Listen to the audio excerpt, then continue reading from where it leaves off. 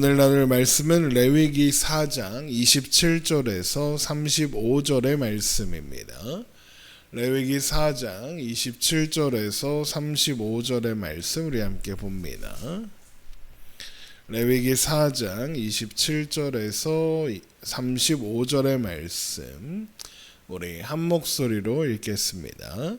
만일 평민의 한 사람이 여호와의 계명 중 하나라도 부지 중에 범하여 허물이 있었는데 그가 범한 죄를 누가 그에게 깨우쳐 주면 그는 흠없는 암염소를 끌고 와서 그 범한 죄로 말미암아 그것을 예물로 삼아 그 속죄 제물의 머리에 안수하고 그 제물을 번제물을 잡는 곳에서 잡을 것이요 제사장은 손가락으로 그 피를 찍어 번제단 뿔들에 바르고 그 피 전부를 제단 밑에 쏟고 그 모든 기름을 화목제물의 기름을 떼어낸 것 같이 떼어내 제단 위에서 불살라 여호와께 향기롭게 할지니 제사장이 그를 위하여 속죄한즉 그가 사함을 받으리라.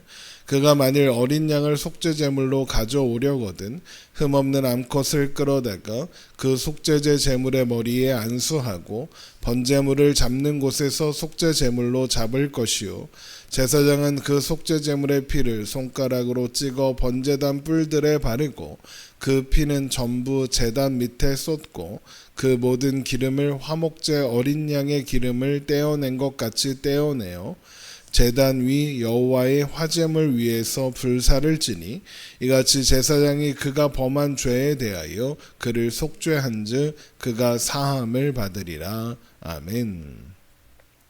속죄제의 규례가 나열된 순서를 보면 제사장과 온 회중이 묶여 있고 족장과 평민이 묶여 있는 것을 알 수 있습니다.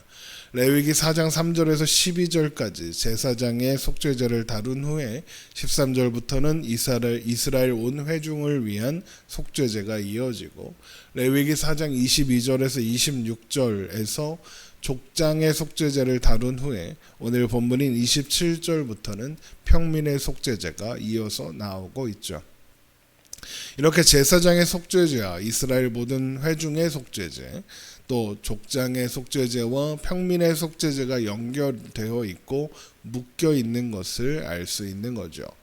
이런 식으로 속죄제가 나열되어 있는 이유는 각각에게 맡겨진 책임이 있다는 것을 보여주는 것이다 라고 했습니다.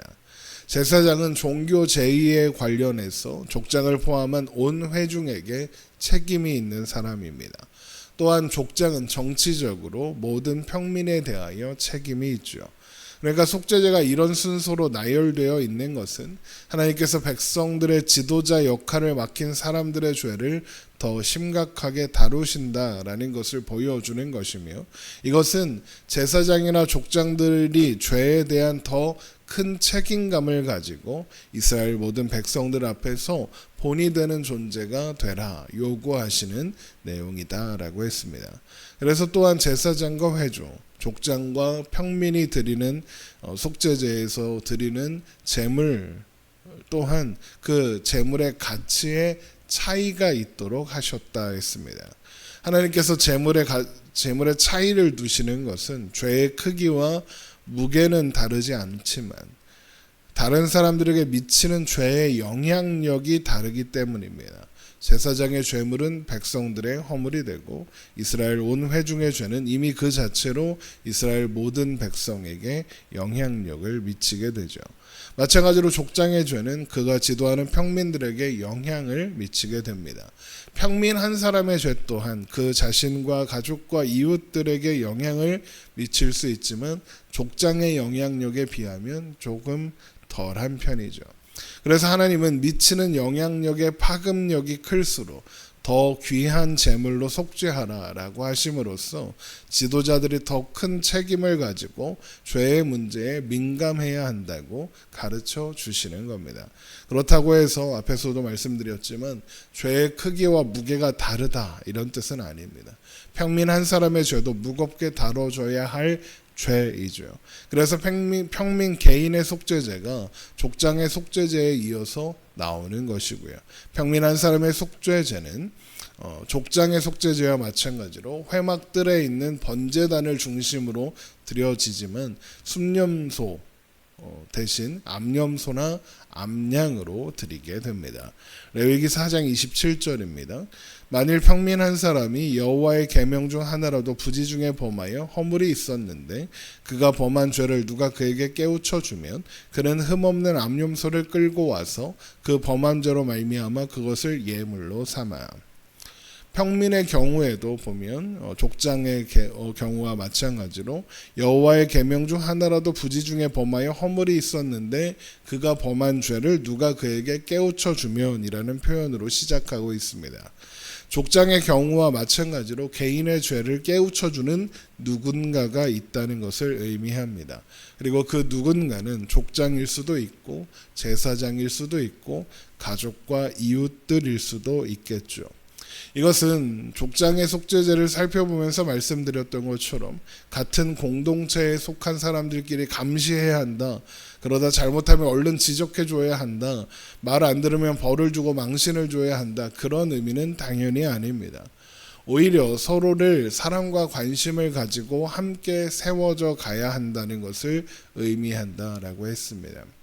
평민의 속죄제의 절차와 방법은 족장의 속죄제와 같습니다. 레위기 4장 29절입니다. 그 속죄 제물의 머리에 안수하고 그 제물을 번제물을 잡는 곳에서 잡을 것이요 제사장은 손가락으로 그 피를 찍어 번제단 뿔들에 바르고 그 피 전부를 제단 밑에 쏟고 그 모든 기름을 화목제물의 기름을 떼어낸 것 같이 떼어내 제단 위에서 불살라 여호와께 향기롭게 할지니 제사장이 그를 위하여 속죄한즉 그가 사함을 받으리라.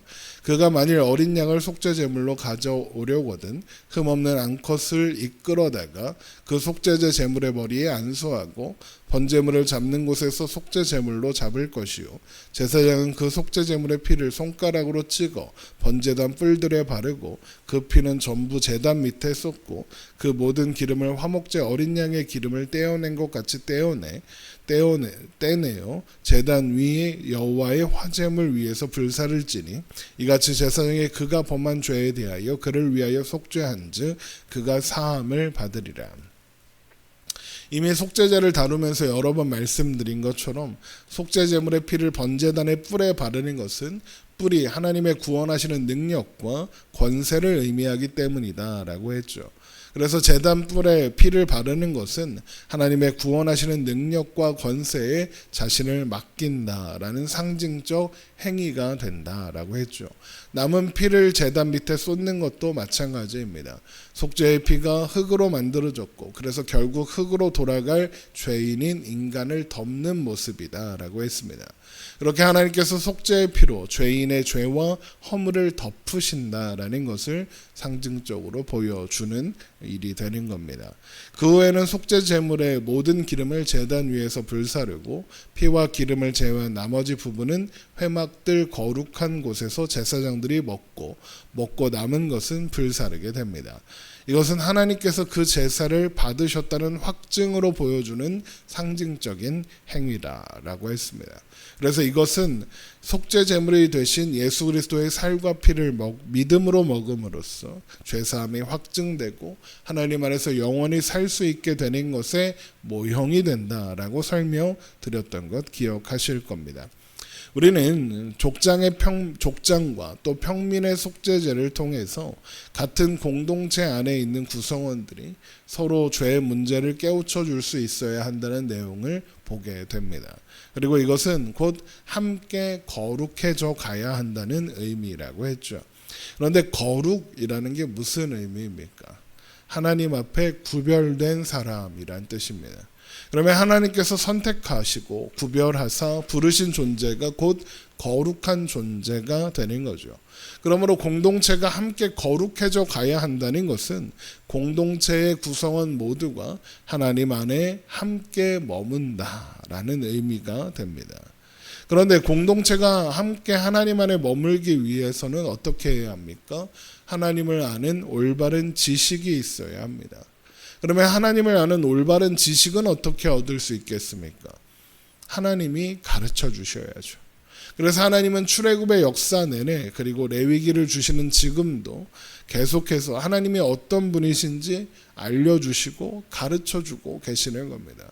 성막을 주신 이유도 하나님을 알게 하시기 위해서이고 성막에서 드려지는 모든 제사도 그것을 위해 주신 것이다 라고 하는 겁니다. 그리고 그 중에 하나님께서 죄의 문제를 어떻게 다루시는가를 보여주시는 것이 속죄제인 겁니다. 우리가 속죄제를 통해 어떤 하나님을 발견하게 됩니까? 속죄제는 하나님께서 죄 가운데 길을 잃은 백성들을 외면하지 않으시고 용서하시고 다시 받아주시는 길을 직접 열어주시는 분이다라는 것을 보여주는 겁니다. 그래서 우리는 그 은혜를 의지하여 하나님 앞으로 나아갈 수 있게 된다는 것을 아는 거죠. 또한 속죄제는 속죄를 위해서 죄를 저지른 사람을 대신하여 죽는 속죄 제물이 있어야 하는 것도 확인하게 합니다. 속죄의 제물로 드려지는 짐승들이 바로 그런 것들이죠. 그런데 성경은 우리에게 우리를 대신할 수 있는 흠없고 완전한 속죄 제물은 예수 그리스도밖에 없다라고 합니다. 베드로전서 3장 18절의 말씀을 제가 읽어드립니다. 그리스도께서도 단번에 죄를 위하여 죽으사 의인으로서 불의한 자를 대신하셨으니 이는 우리를 하나님 앞으로 인도하려 하심이라. 육체로는 죽임을 당하시고 영으로는 살리심을 받으셨으니입니다. 예수님께서 단번에 죄를 위하여 죽으사 의인으로서 불의한 자를 대신하신 이유가 뭐라고 합니까? 우리를 하나님 앞으로 인도하려 하심이라입니다. 그게 거룩의 의미라고 했죠. 하나님 앞에 구별된다. 그거요. 공동체가 거룩을 향해 가는 방법 또한 그러면 예수 그리스도밖에 없는 겁니다. 그리고 우리는 그렇게 예수 그리스도로 말미암아 하나님 앞으로 인도함을 받은 사람들, 하나님 앞에 거룩하게 구별된 자들을 교회라고 부릅니다. 그리고 그게 바로 우리들이죠. 또한 그래서 교회된 우리는 날마다 예수 그리스도 안에서 함께 그분을 사랑하고 의지함으로 또한 서로를 사랑함으로 거룩을 향하여 세워져 가고 자라가야 한다는 거죠.